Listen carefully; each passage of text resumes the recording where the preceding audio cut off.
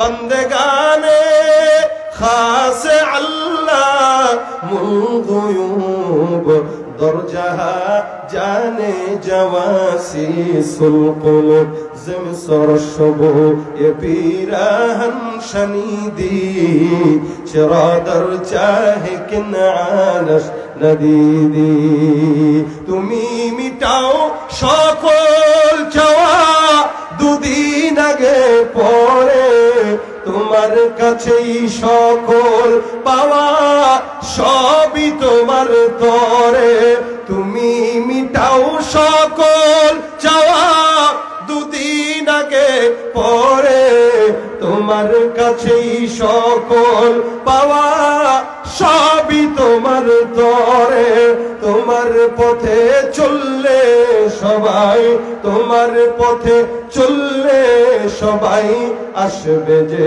সুদিন তোমার দয়ায় পূর্ণ আমার সারা নিশিদিন আওয়াজ দিয়া আল্লাহ তুমি দয়ার সাগর আল্লাহ তুমি দয়ার সাগর রহমানুর রহিম তোমার দয়ায় পূর্ণ আমার সারা নিশিদিন কার দয়া জোরে জোরে কার দয়া দয়া করবেন কে আল্লাহ এই জন্য আল্লাহর কাছে চাওয়া আল্লাহর কাছে বলা আল্লাহর কাছে সবকিছুর কথা বলা কারণ দেখনেওয়ালা আল্লাহ ডাকবেন জবান ব্যথা হবে না আচ্ছা বলেন পেটে ব্যথা আছে না আসেনি না আপনাকে এখানে করে না কারো পেটে ব্যথা আছে মোড়ায় পেট মোড়ায় মাথা ব্যথা করেনি হ্যাঁ চোখের ব্যথা আছে নাকি আচ্ছা বলেন তো কান মাঝে মাঝে ব্যথা করে না হাতের ব্যথা হয় না গিরায় গিরায় ব্যথা হয় না হয় সব ব্যথা আছে আচ্ছা বলেন তো কখনো জিহ্বা ব্যথা হয়েছে কিনা কোন বান্দা কি পর্যন্ত বলছে রে ভাই আমি কথা বলতে বলতে জিহ্বা ব্যথা হয়ে গেছে বলছে এই যে 2 বছর থেকে নিয়ে কথা শুরু করলেন বললেন এই পর্যন্ত কোনোদিন ডাক্তারকে বলছেন ডাক্তার জিহ্বাটা ব্যথা করতেছে বলছেন কেন আল্লাহ পাক সব কিছু দিছে জিহ্বায় ব্যথা দেয় নাই কারণ আল্লাহ জানে যে বান্দার জিহ্বা শুধু আমি আল্লাহর জিকির করব সুবহানাল্লাহ এইজন্য আল্লাহ বলেন ফাযকুরুনি আযকুরুকুম জিকির করবি কার বলে আল্লাহ উত্তম জিকির আফজালুয যিকির লা ইলাহা ইল্লাল্লাহ বলছে লা ইলাহা ইল্লাল্লাহ আফজালুয যিকির আর সমস্ত বিষয়ের সমাধানের জিকির আস্তাগফিরুল্লাহ সুবহানাল্লাহ হাসান বসরি বলতেছেন ইস্তিগফার যদি কেউ পড়ে আল্লাহ তার জবান গুনাহ মাফ করে দিবে আল্লাহ পাক রব্বুল আলামিন তার বিপদ দূর করে দিবে আল্লাহ পাক নিজে বলছেন কেন আল্লাহ পাক বলেন ফাকুলতু আস্তাগফিরু রাব্বাকুম ইন্নাহু কানা গফফারা সকাল বেলা গুনাহ হলো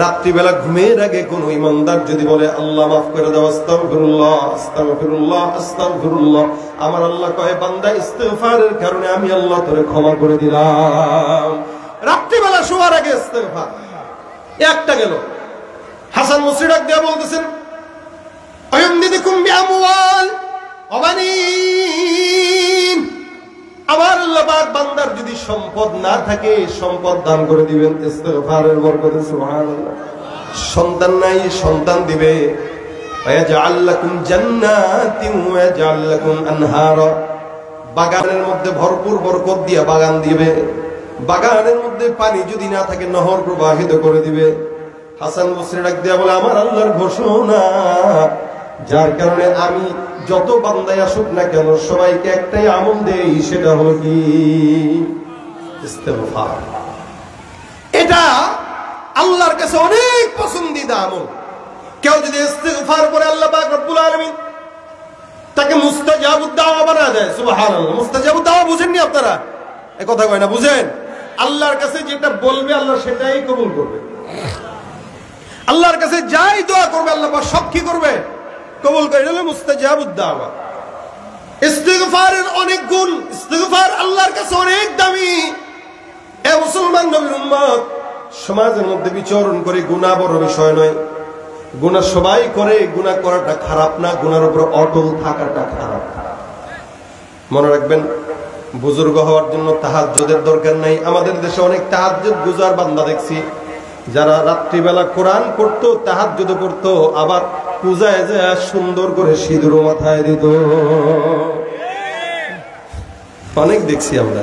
এই এক একজন ওইটা ওইটা বলতো কি 80 রাকাত তাহাজ্জুদ করি, 80 রাকাত 80 রাকাত তাহাজ্জুদ পড়ে। আর আবার অনেকে বলতো আমরা রাত্রিবেলা উঠা আগে মোবাইল দেখি না, কোরআন খুঁজি। কোরআন খুঁজতেছো, জায়নামাজ খুঁজে, কোরআন খুঁজে, তাহাজ্জুদ পড়ে। এই তো শয়তান মার্কা বুজুর্গ। কি বলেন না আপনারা? কথা বুঝেন না, এটা বুঝার দরকার নেই। সব কথা বুঝবেন কেন? কিছু কথা সবার জন্য না, এটা এমন কথা। তো যারা তাহাজ্জুদে পড়তো, আবার মেলায় যা তাদের মতো করে রং তামাশাও করতো, ওটা উপর দিয়া মুসলমান হইতে পারে, ভিতরে তার ইসলামের ছেটে ফোটাও থাকতে পারে না।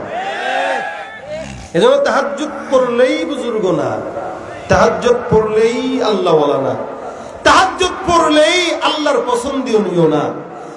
তাহাজ্জুদ পড়া, নেক কাজ করা, দান সদকা করা, এগুলো বুজুর্গের আলামত না, এগুলো একটা রাস্তা, সুলুকের একটা রাস্তা। এটা আমার চেয়ে হাসান ভাই ভালো বলতে পারবে, কারণ উনি পীর বুজুর্গের লাইনে, ওনার বাবা পীর, ওনার বংশ, উনি আমার চেয়ে ভালো পারবে। আমি ওই লাইনের না, তবে ওনাদের কিছু সহবত আমার ভিতরে আছে, যার কারণে বলতেছি তাহাজ্জুদ এটা হলো একটা আল্লাহকে পাওয়ার একটা রাস্তা। অনেক রাস্তা আছে, সুলুকের লাইনের একটা রাস্তা, দান সদকা একটা রাস্তা, জিকির আজকার একটা রাস্তা, শয় তাসবিহ আমল একটা রাস্তা। এটাই বুজুর্গের আলামত না। বুজুর্গের আলামত যদি এটাই হইতো, তাহলে আমাদের দেশের প্রাক্তন প্রধানমন্ত্রী সবচেয়ে বড় বুজুর্গ ছিল, কারণ উনি তাহাজ্জুদ পড়তেন, উনি জিকির করতেন, উনি জায়নামাজ বিছাইতেন। আরে ভাই, পড়ছেন কিনা না পড়ছেন সে জানে, তার আল্লাহ জানে। সে তো বলতো নাকি? বলতো তো, এজন্যই বললাম। বুজুর্গের আলামত কি? বুজুর্গের আলামত এবং বুজুর্গি কাকে বলে? বুজুর্গি হলো গুনাহমুক্ত জিন্দেগি গঠন করা। বলেন কি? গুনাহমুক্ত জিন্দেগি। যে ইবাদত করে এটাকে বুজুর্গ বলে চলে না, যে গুনাহমুক্ত জিন্দেগি অবলম্বন করে এটা হলো বড় বুজুর্গি।